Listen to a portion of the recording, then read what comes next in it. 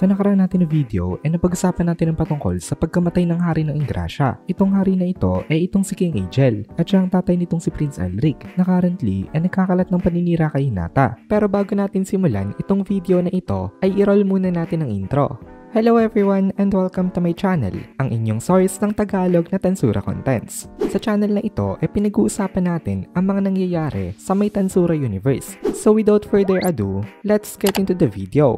So sinisiraan nga siya nitong si Elric, kaya lalo siyang nahirapan sa pag-evacuate ng mga tao dahil nawala nga itong tiwala nito sa kanya. Tsaka ngayon na namatay na itong si King Aegel ay sira ng chain of command at hindi alam ng mga tao kung sino ba ang pagkakatiwalaan. Iniassign ni Testarossa itong si Gadra para protektahan ang mga dignitaries ng bawat mga nations, kaya makakaasa sila na ligtas itong mga dignitaries na ito. Mataas ang tingin nitong si Testarossa kay Gadra kasi malakas naman talaga itong demon na ito to the point na ina-acknowledge na siya ng isang primordial demon. Maging si Hinata ay na-relieved rin nung narinig niya itong info na ito, pero ngayon ay mas naging tricky ang kanilang situation kasi nga ay may mga kalaban na hindi pa nila kilala, tapos merong mga specific individuals na gustong malakit kay Hinata. Inaakusahan nitong mga ito itong si Hinata na si Hinata daw ay isang witch at imbis na pag-evacuate ay pagkulong daw ang ginagawa ni Hinata sa kanila. Actually ay madali lang sana itong mairesolba kung ang kalaban nila na ito ay ordinary lang na tao kasi napakataas ng influence ng Luminism at kaya nilang isuppress ang mga normal human beings. Pero ang problema nga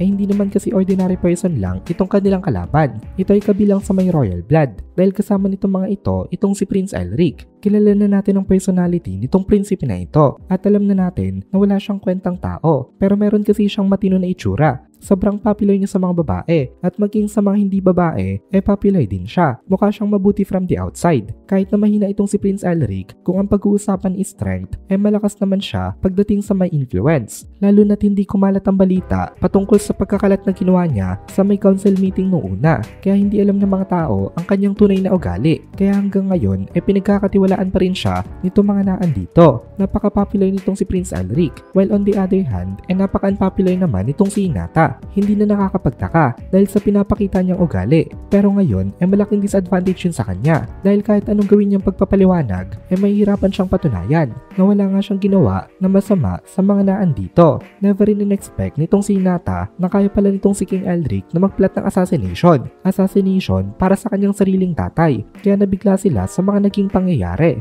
Habang iniisip ni Hinata ito ay biglang nag-report sa kanya itong si Arnaud. Sabi ni Arnaud ay na-confirm din daw nila ang presence ng former Knight Commander. Itong Knight Commander na ito ay walang iba kung hindi itong si Rainer. In addition ay may mga kasaman daw ito ng mga dating na-imprison. Nung narinig ito nitong si Hinata ay nakapag-conclude na agad siya na baka daw itong si Rainer ang pumatay sa may hari ng Ingrasya. Pero ang malaking problema ay sa kanyang mapupunta ang sisi sa ginawa nga nitong si Rainer. According sa report nitong si Arnaud ay napahiya daw itong si Rainer sa naging laban nila dun sa may naging meeting. Kaya ngayon ay gusto nitong bumawi para linisin ang kanyang pangalan. Gusto niyang talunin nitong si Hinata sa may harapan ng public para maranasan nito ang pagkapahiya na naranasan niya dati. Napaka-ridiculous talaga nito kasi gagawa siya ng crime out of his personal resentment kay Hinata. Pero yun ay patungkol kay Rainer lang. Mas malalim pa ang kanilang problema dahil hindi naman yung kay Rainer lang ang kailangan nilang isipin kasi nga ay personal lang yun. Kung baga ay yun lang yung pinaka-surface. Hindi talaga yun ang target ng kanilang mga kalaban. Ginagamit lang rin ng kalaban itong si Rainer, pero isang step na rin yon kasi kapag natalo nila itong si Hinata na pinakamalakas sa may western nation ay magagawa na nilang ma-shutdown at mapaamo ang ibang mga forces dito. Napaisip itong si Hinata na meron siyang konting pagdududa kasi alam niya malakas nga itong si Rainer, pero sa tingin niya ay hindi ito strong enough para mag-assassinate ng hari. Equivalent daw itong si Rainer sa isang A-rank na adventurer, pero malaking country ang Ingrasya kaya sigurado na marami palaging bantay na knight itong kanilang hari. Mga knights na kayang tapatan itong si Rainer kahit na mag-isa pa siya. Moreover,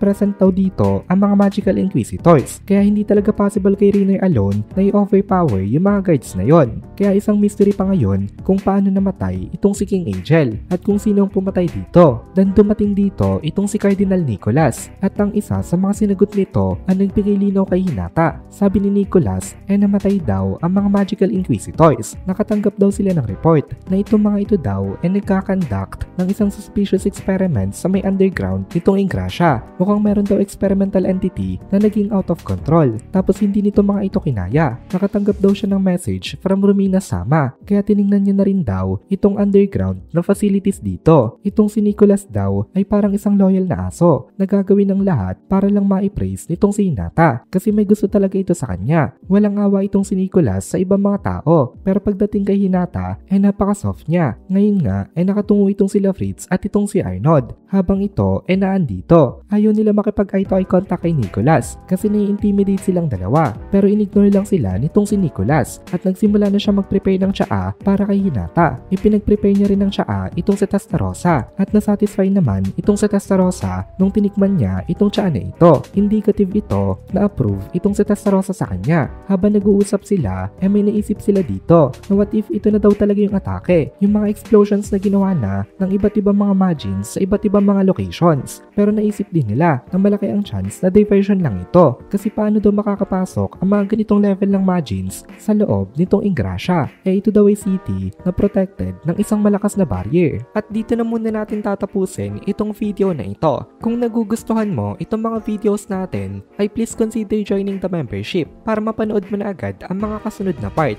dahil palaging advance ang ating mga members. Also, ay please consider leaving a like at mag-comment ka na din para ma-boost naman tayo ng algorithm.